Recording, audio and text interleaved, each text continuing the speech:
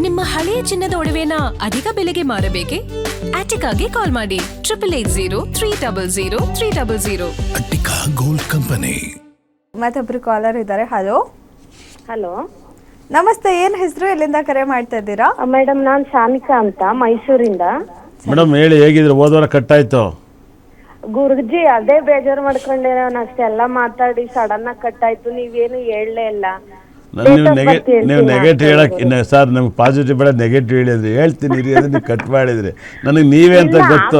ಹೇಳಲಿಲ್ಲ ನೀವು, ಆಮೇಲೆ ಇಲ್ಲ, ನಾನು ಹೇಳಲೇಬೇಕು ಅಂತ ಡಿಸೈಡ್ ಆದೆ. ನೀವು ಹೇಳ್ಬೇಕು ಅಂತ ನಾನು ಡಿಸೈಡ್ ಆದ, ಕಟ್ಟಾಯ್ತು. ನನಗೆ ನೀವೇ ಅಂತ ಗೊತ್ತು, ಅದನ್ನ ನಾನು ಗೊತ್ತು ಅಂತ ಹೇಳಕ್ ಹೋಗ್ನಲ್ಲ ಅಂತ ನಾನು ನೋಡ್ದೆ ಹಂಗು ಲೈವ್ ಅಲ್ಲಿ. ಅದು ಹೆಂಗ್ ಸಿಗುತ್ತೆ ಮೇಡಮ್? ನಿಮಗೆ ಕರೆಕ್ಟಾಗಿ 2 ಸರಿ ವಾರ ಸಿಗುತ್ತಲ್ಲ, ಅದು ಹೆಂಗಿನ ವಿಷಯ? ಮುಂಚೆಯಿಂದಾನೇ ಮಾಡ್ತೀನಿ ಗುರುಗಳೇ, 1/4 ಗಂಟೆ ಮುಂಚೆಯಿಂದಾನೆ. ಲೈವ್ ಸ್ಟಾರ್ಟ್ ಆಗಿಂತ ಮುಂಚೆ 1/4 ಗಂಟೆಯಿಂದ ಮಾಡ್ತಾ ಇರ್ತೀರಾ? ಆ ವೇಟಿಂಗ್ ಅಲ್ಲಿ ಇಡ್ತಾರೆ, ಇಲ್ಲ ಸಡನ್ ಆಗಿ ಕಟ್ ಆಗ್ಬಿಡುತ್ತೆ.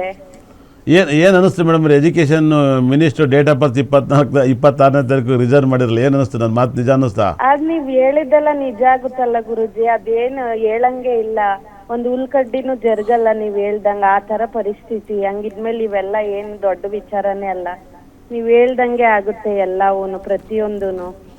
ಮೈಸೂರಲ್ಲೂ ಪ್ರಾಬ್ಲಮ್ ಆಯ್ತಲ್ಲ, ಅವ್ರ ಜಾನಕಿ ಮೇಡಮ್ ಅವ್ರು ಎಲ್ಲೋ ಇರೋರು ಇಲ್ಲೇ ಬಂದ್ ಯಾಕೆ ಸಾಯ್ಬೇಕಿತ್ತು?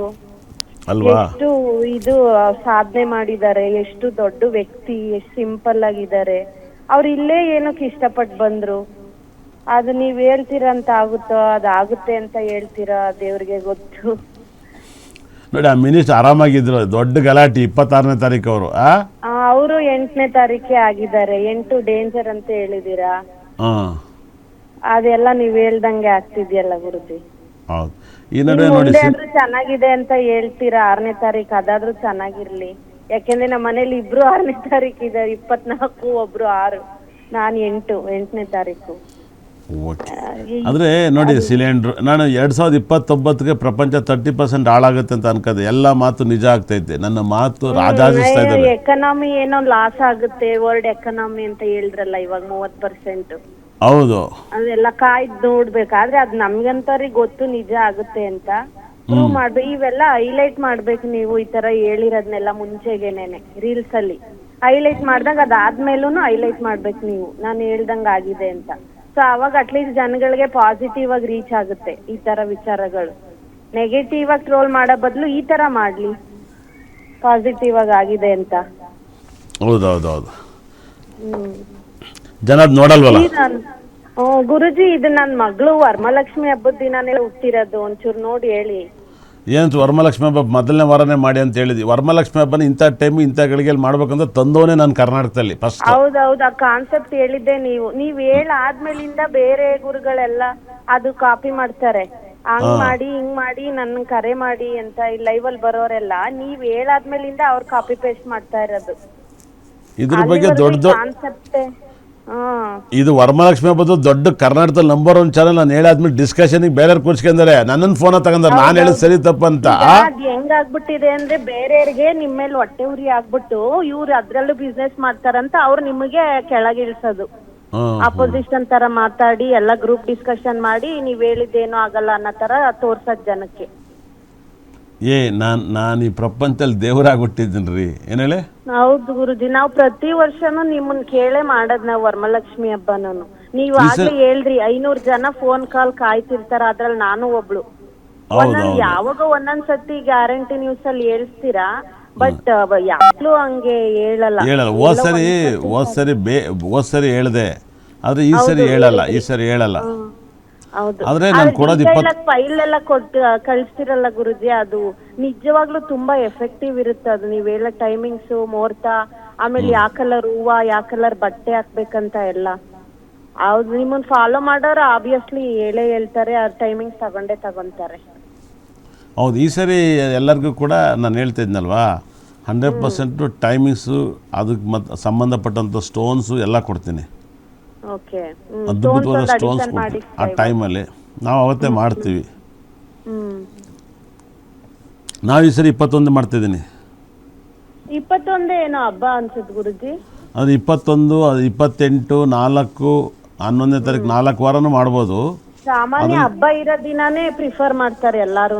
ನಾನು ಯಾವಾಗಲೂ ಮಾಡ್ತೇನಲ್ಲ ಸರಿ ಬಂದಿಲ್ಲ ಅಂತೇಳಿ ಈ ಸರಿ 21 ಓಕೆ ಮಾಡಿದ್ದೀನಿ. ಕೇಳ್ತೀವಿ ಗುರುಜಿ ಫೋನ್ ಮಾಡಿ ಯಾವಾಗಾದ್ರೂ. ಇದೊಂಚೂರು ಹೇಳಿ ಗುರುಗಳೇ. date of birth.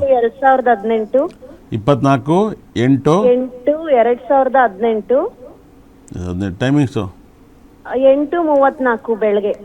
8:34. ಅದೇನ್ ಹೇಳಿ ಗುರುಜಿ, ನನ್ಗೆ ಅವತ್ತು ಒಂದ್ ವಾರದಿಂದ ಕ್ಯೂರಿಯಾಸಿಟಿ, ಏನ್ ಹೇಳಕ್ ಬಂದ್ರು ನಿಂತೋದ್ರು, ನನ್ ಕೇಳಕ್ ರೆಡಿ ಇದ್ದೆ, ಆದ್ರೆ ಫೋನ್ ಕಾಲೇ ಕಟ್ ಆಯ್ತು ಅಂತ. ಈಗ ಏನೇನು ಕೇಳಬೇಕು ಅಂತೀರಾ ನಿಮ್ಮ ಮಗಳ ಬಗ್ಗೆ ಹೇಳಿ. ಅದು ನೆಗೆಟಿವ್ ಅಂದ್ರೆ ಏನ್ ಇದಾಗುತ್ತೆ, ಕೆಟ್ಟದ ಅಥವಾ ಏನೋ ಒಂದು ಪಾಸಿಟಿವ್ ಸೈಡ್ ಹೇಳಿದೀರಾ, ಬಟ್ ಇದು ಸ್ವಲ್ಪ ಒತ್ತು ಕೊಟ್ಟು ಹೇಳಿರ್ಲಿಲ್ಲ. ಅದೊಂದು ಕುತೂಹಲ ಕೇಳ್ಬೇಕಂತ. ನಿಮ್ ಬಾಯಲ್ಲಿ ಹೇಳಿದ್ರೆ ಅದ್ ನಿಜ ಆಗೇ ಆಗುತ್ತೆ.